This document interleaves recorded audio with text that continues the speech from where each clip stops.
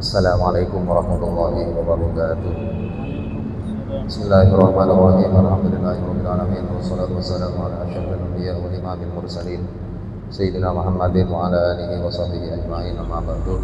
Hadaratil mukarramin, para kiai, para asatidz, jamaah pengajian kitab Fathul Mu'in di Masjid Maisan rahimakumullah. Alhamdulillah, bersyukur kepada Allah Subhanahu wa taala atas semua anugerah yang telah diberikan kepada kita sekalian, sehingga kita pada malam hari ini bisa diberi kesempatan oleh Allah untuk menghadiri kegiatan rutin Majlisul Ilmi di Majelis Ilmu Masjid Al-Ikhlas Maisan. Salawat salam semoga tetap ditambah aturkan kepada junjungan kita Nabi Muhammad sallallahu alaihi wasallam, semua keluarga dan para sahabatnya, para kiai, para asatidz, jamaah pengajian yang dimuliakan oleh Allah Subhanahu wa taala. Kajian kitab Fathul Mu'in malam ini akan membahas tentang syarat sahnya sholat, karena syarat sahnya sholat itu sangat banyak ya, dan penjelasan di kitab Fathul Mu'in itu cukup detail, panjang sekali. Syarat sahnya sholat menjadi harus dikerjakan syarat itu, karena syarat jika tidak dikerjakan maka masyrut, apa yang disyaratkan itu tidak akan berguna, tidak akan sah. Mata intafas syarat intafal masyrut. Kalau syarat tidak ada, maka yang disyaratkan pun juga tidak ada. Ini salah. Syarat sana sholat kento harus soceh dari najis. Manakala orang yang sholat itu ada najisnya, baik pakaiannya, badannya, tempat sholatnya, maka sholatnya tidak akan sah. Masyrut namanya sholat itu. Warabi'uha ma'rifatu dukhuli waqtin yaqinan aw dhannan, faman shalla biduniha lam tasihhah sholatuhu wa in waqa'at fil waqti, li'anna al-i'tibar fil ibadat bima fi dhannil mukallafi wa bima fi nafsil amri wa fil 'uqudi bima fi nafsil amri faqat. Syarat sahnya sholat yang nomor 4 yaitu mengetahui tentang masuknya waktunya sholat. Itu menjadi syarat. Mengetahui masuknya waktunya sholat ini menjadi syarat sahnya sholat. Seseorang melakukan sholat yang 5 waktu tanpa mengetahui waktu, tanpa mengetahui masuknya waktu, apalagi memang bodoh, maka sholatnya tidak akan sah. Jadi mengetahui masuknya waktunya sholat di sini dengan yakin. Misal sekarang waktunya zuhur jam 11.35 misal, melalui jadwal yang sudah diterbitkan oleh Kementerian Agama Kabupaten Bondowoso. Lah, jam itu harus diketahui bahwa masuknya waktunya sholat zuhur pada jam 11.35 WIB misalnya. Kalau masalah jam waktu ya, ada tafawud, ada patang kacek. Biasanya lebih banyak waktunya jam waktu, jam istiwa dengan waktu WIB itu. Dengan yakin, mengetahui masuknya waktunya sholat dengan yakin, atau dengan sangkaan yang kuat. Sangkaan yang kuat.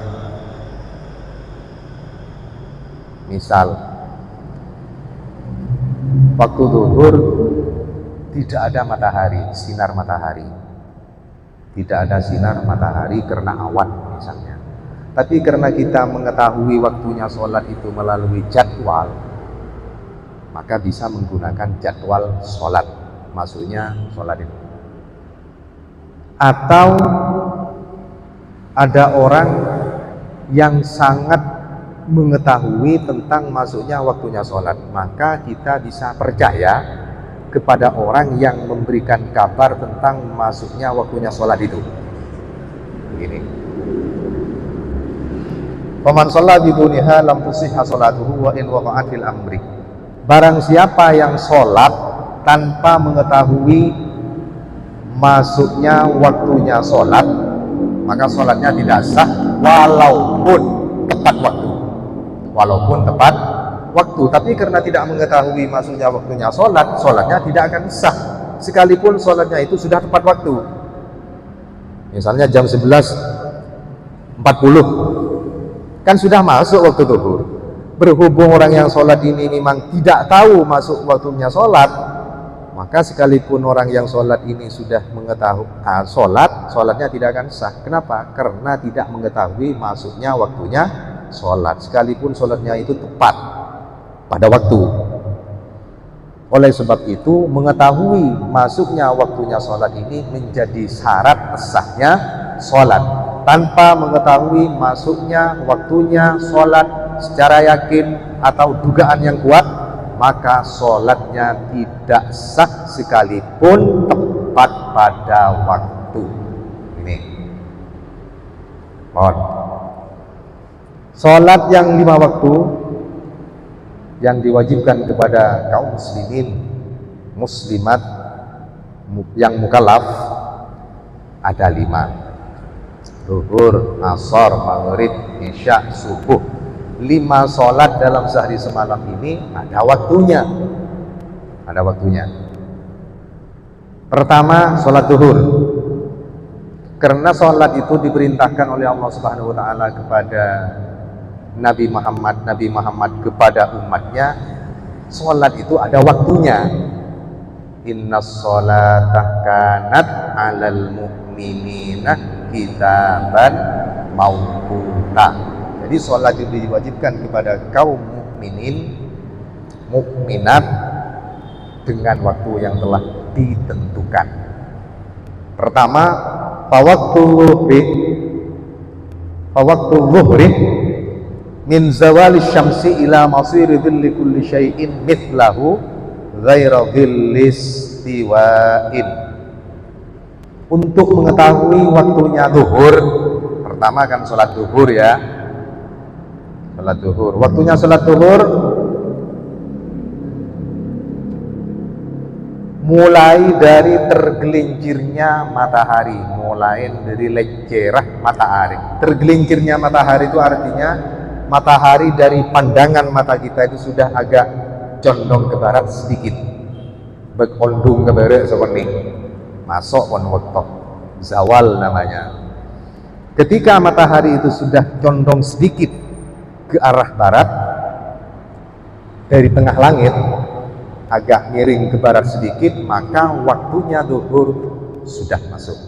Mulai nyaman gini kali kira arif, tergelincirnya matahari. Itu waktu masuknya waktu zuhur. Kemudian terakhir waktu zuhur itu sampai bayang-bayang dengan bendanya sama. Jangan berengah pada siap mulakan nikah kento yang gimmick ini diletakkan di sinar matahari, lurus, tegak, rata, agak condong ke barat sedikit, masuk waktu zuhur. Akhirnya waktu zuhur, manakala bayang-bayang ini sudah sama dengan bendanya, maka itu sudah berakhir waktu zuhur. Ini probu ya kento Pak. Mun jaba jeung nampun pada sareng mereka kento, maka waktu zuhur itu sudah akhir. Lebih sedikit bayang-bayang dari bendanya sudah masuk waktu asar sudah. Begini. Soal puasa. Ya kento waktuna salat zuhur. Jadi waktuna salat zuhur kento mulai dari lecer matahari akhir sampai jeng bejengan kento pada benda saya pemancing sotek loros tarik lebih sekoni sobung ampun waktu salat zuhur.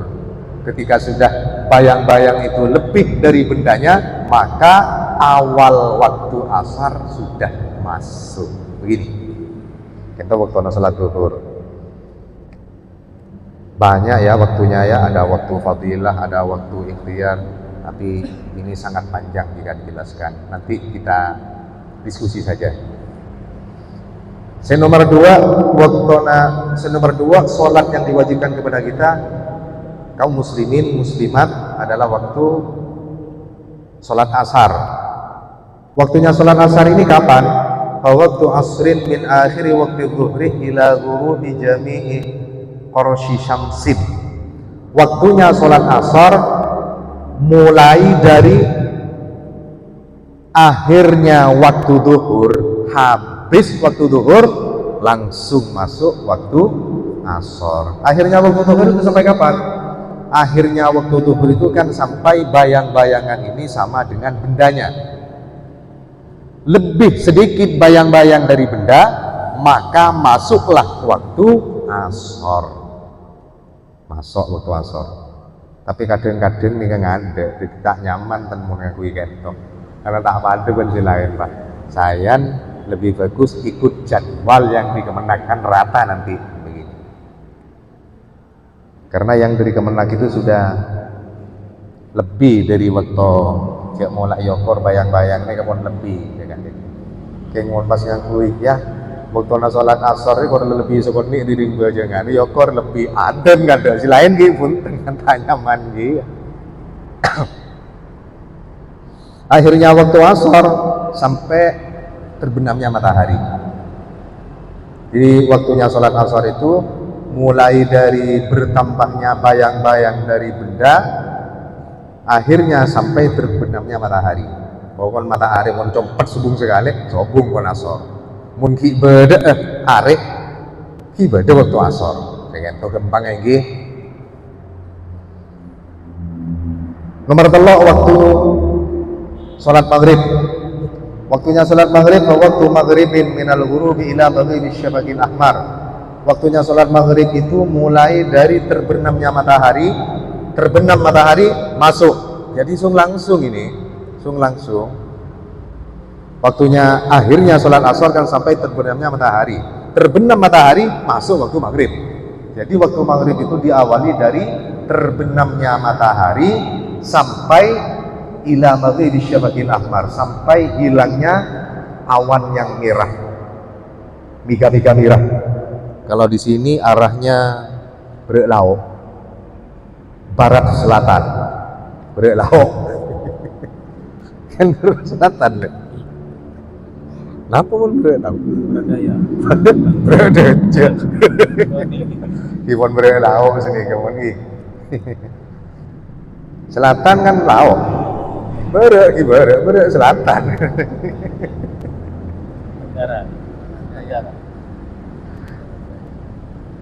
Jadi bektona sholat maghrib kan itu mulai dari compet matahari itu sudah masuk waktu sholat maghrib. Akhirnya waktunya maghrib ini sampai hilangnya awan yang merah berlaut kasar. Awan yang merah kalau masih ada, maka waktunya sholat maghrib masih ada. Gitu. Lah ini menjadi dua pendapat di mazhab Syafi'i. Ada yang mengatakan mazhab Syafi'i itu kan waktunya sholat maghrib terbenam matahari masuk maghrib, adzan, iqomah, sholat maghrib, sholat sunnah ba'datal maghrib, habis waktunya maghrib. Satu pendapat seperti ini di mazhab Syafi'i. Yang kedua, waktunya sholat maghrib terbenam matahari masuk waktu maghrib. Akhirnya paling akhir ya waktunya sholat maghrib sampai hilangnya miga-miga merah atau awan yang merah lagi berlaut. Ini ada yang mengeklaim bahwa waktunya sholat maghrib sampai hilangnya awan lagi berlaut kan toh dianggaplah itu kaul qadim, dianggap kaul qadim. Jadi yang kaul jadid Imam Syafi'i ketika sudah ada di Mesir waktunya sholat maghrib sangat sedikit. Waktunya sholat maghrib yang agak panjang ini sampai hilangnya miga-miga merah itu dianggap kaul qadim. Padahal kaul jadid itu kan merevisi terhadap kaul Kaul jadid merevisi terhadap kaul qadim kan begini. Nah, ini pendapatnya Imam Ibnu Hajar Al-Haytami, juga pendapatnya Imam Jamaluddin Romli, bahwa yang kaul jadid itu waktunya sholat maghrib sampai hilangnya awan merah yang agak panjang ini yang kaul jadid. Terus waktunya sholat maghrib yang pendek itu di kaul qadim begini. Ini nih kitab Ihanatul Thalibin, silakan dibaca. Paham nggih waktu sholat maghrib nggih. Kemudian sholat isya.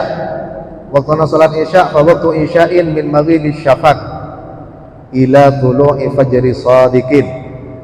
Waktu sholat isya mulai dari hilangnya awan merah ondem sinirasi badan ibadah lauk. Ketika sudah hilang awan merah, masuk sudah waktunya isya. Kalau sudah berubah awan putih di sana, itu sudah isya. Kalau sudah awan putih, awan kuning yang merah menunjukkan pada waktu maghrib kalau yang merah itu.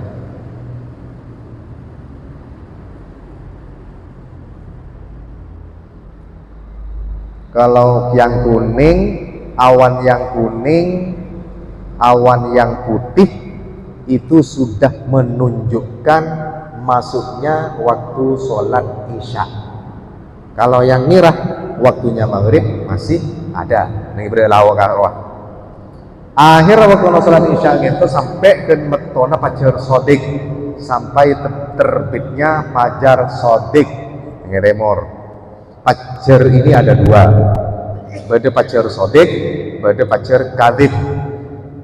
Manabi fajar kadhib, fajar seleket. Ini kebiasanya kira-kira pukul 2 malam, perak nang tengah nalangi kan to. Perak nang tengah nalangi. Tapi kalau 2 malam, gini kebeni fajar sodik, fajar kadhib. Waktu subuh masih belum masuk. Jam 2 atau jam 3 malam. Kalau fajar sodik ini, fajar sodik biasanya munculnya di arah timur, ya sobu karo ampun. Malang dari jedek laut. Ini ke fajar sodik, fajar bener, fajar jujur, kan? Tapi mau saya keluar kalau 2 malam atau kalau malam itu fajar kadhib, fajar sodik kentok. Rak perak si beri negara timur, dari jadi laut. Nah ini kah fajar sodik.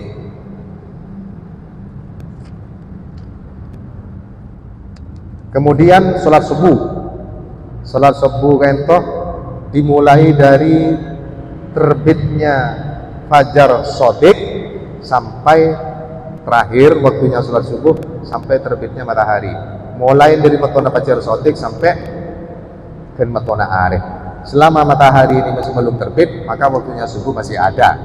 Mun mataharinya sudah muncul, ikon sobung waktunya salat subuh. Kaentok gempang kadi kaentok.